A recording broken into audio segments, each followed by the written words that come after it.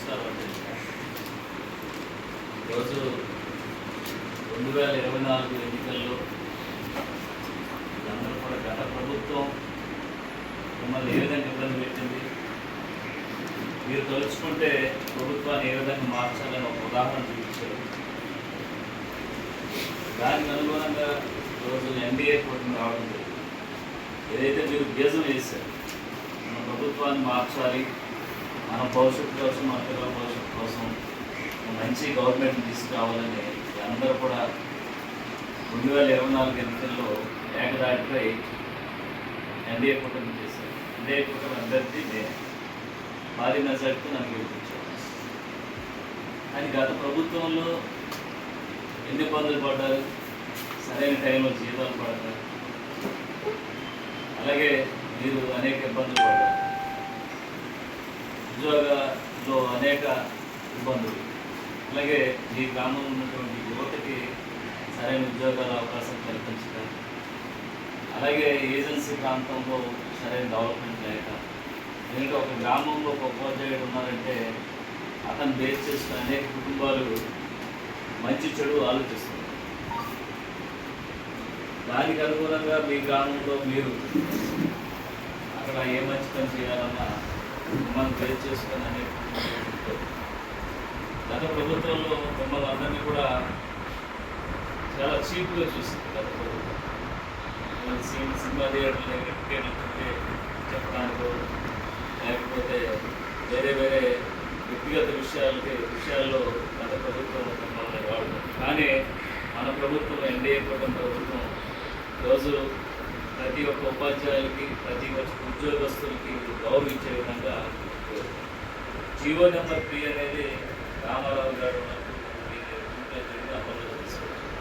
అలాగే చంద్రబాబు నాయుడు గారు దీన్ని ఇంకా హైప్ చేసే విధంగా ఏజెన్సీలో ఉన్నటువంటి గిరిజన యువతకి అవకాశాలు ఎక్కువ కల్పించారు, ఉద్యోగ అవకాశాలు కల్పించగలిగితే అందరూ లేకపోతే ఆ జీవో నెంబర్ 3 లేకపోతే పర్సంటేజ్ తక్కువ, అలాగే బయట ప్రపంచంతో మనం పోటీ పడలేని పరిస్థితి.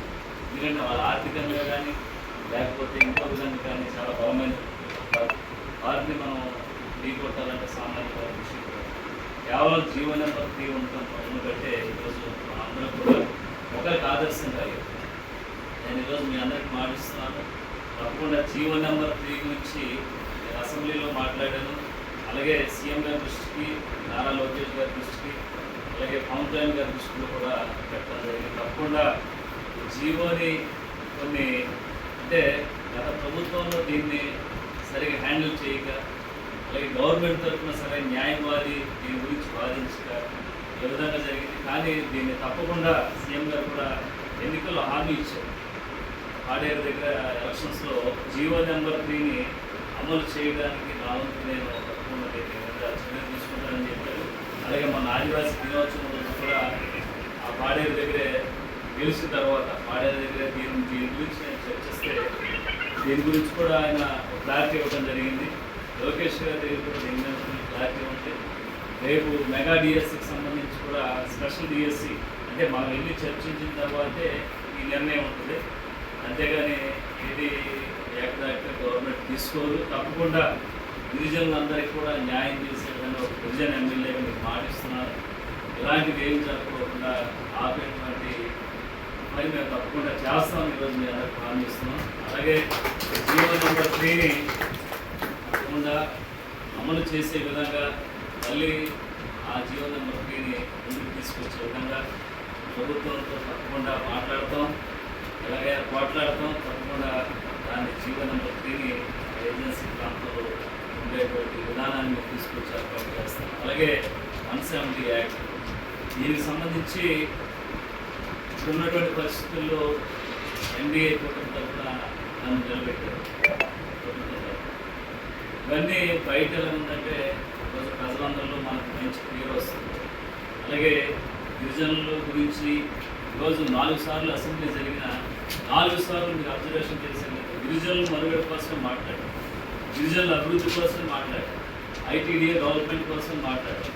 ఎక్కడా కూడా వేరే విషయాల గురించి నేను చర్చించాను. ఎందుకంటే ఈరోజు కేవలం నాకు ఈ స్థాయి తీసుకొచ్చింది ఈరోజు గిరిజన కుటుంబం అని. దాన్ని నేను ఎప్పుడు కూడా మర్చిపోను. కొంతమంది దుష్టశక్తులు గిరిజనులకి గిరిజనేతలకి ఉంటున్నారని కొంత ప్రచారం చేస్తున్నారు. అవన్నీ ఎవరు కూడా నమ్మవసరం లేదు. నేను తప్పకుండా గిరిజనుల కోసమే పోరాటం చేస్తున్నాను, గిరిజన అభివృద్ధి కోసమే చేస్తున్నాను. రేపు నాకు అసెంబ్లీలో స్పీచ్ ఉంది. అసెంబ్లీలో కూడా స్పీచ్ కేవలం ఏజెన్సీ ప్రాంతంలో ఉన్నటువంటి యువత వాళ్ళ డెవలప్మెంట్ ఏ విధంగా చేస్తే వాళ్ళ డెవలప్మెంట్ అవుతారు, మనం ఏ విధంగా చేయకపోవచ్చు, జీవో నెంబర్ 3 ఉంటే ఏ విధంగా ఉద్యోగ అవకాశాలు వస్తాయి, దీని మీద నాకు హాఫ్ అన్ అవర్ నాకు చర్చ ఉంది. మీరు అవసరమైతే ఇక్కడ మాట్లాడడానికి అసెంబ్లీలో ఏం మాట్లాడుతున్నాను నేను కేవలం నాకు గిరిజనులు అంటే నాకు తెలుస్తుంది, నాకు ప్రేమ. ఎందుకంటే గత ఎన్ని ప్రభుత్వాలు వచ్చినా సరే గిరిజనుల్ని ఎక్కడ కూడా ఆదుకున్నటువంటి దాఖలాలు. ఈరోజు ప్రతి ఏజెన్సీ ప్రాంతంలో ప్రతి మారుమూల ప్రాంతంలో రోడ్లకు వస్తున్నామంటే కేవలం అది గిరిజనులకు ఉన్నటువంటి కార్యం.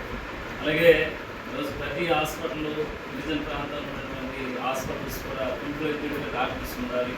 అలాగే గిరిజన గ్రామంలో తప్పకుండా ఎప్పుడు కూడా డాక్టర్స్, నర్సులు, ఆశా వర్కర్స్ 24 hours పనిచేయాలని మేము వాళ్ళకి ఇన్స్ట్రక్షన్స్ ఇవ్వడం జరుగుతుంది.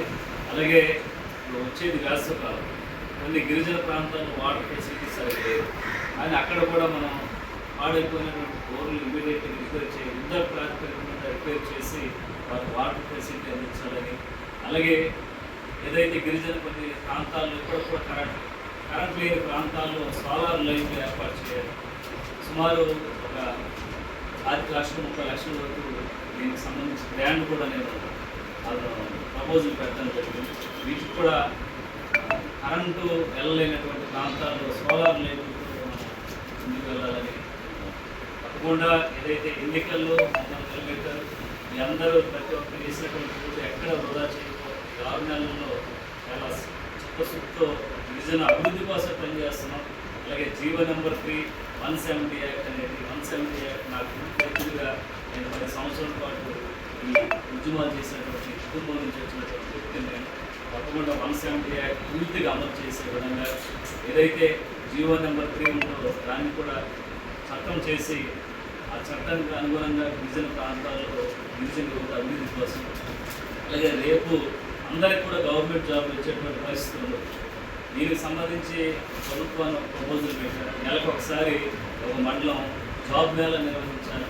జాబ్ మేళలో మంచి మంచి కంపెనీస్ వచ్చి ఉన్నటువంటి అర్హులైనటువంటి వారిని తీసుకొని వారికి ప్రైవేట్ ఉద్యోగ అవకాశాలు కల్పించాలని చెప్పడం జరిగింది. అలాగే పోలవరం ప్రాజెక్టులో వేరే ఇతర రాష్ట్రాల నుంచి వచ్చి ఇక్కడ చాలామంది వర్క్ చేస్తున్నారు. ఎలక్ట్రీషియన్స్ కానీ లేకపోతే ఇంజనీర్లు కానీ లేకపోతే సైట్ ఇంజనీర్ కానీ లేకపోతే అనేక మంది వర్క్ చేస్తారు. కానీ నేను ప్రపోజల్ పెట్టాను గవర్నమెంట్ ఏదైతే పోలవరం ప్రాజెక్టుకి సంబంధించి ఉద్యోగ అవకాశాలు ఉన్నాయో అవన్నీ కూడా లోకల్ ఉండేటువంటి గిరిజన యువతకి మహిళలకి ఇవ్వాలని ప్రపోజల్ పెట్టడం జరిగింది. దాన్ని కూడా త్వరలో నేను ముందుకు తీసుకొస్తాం.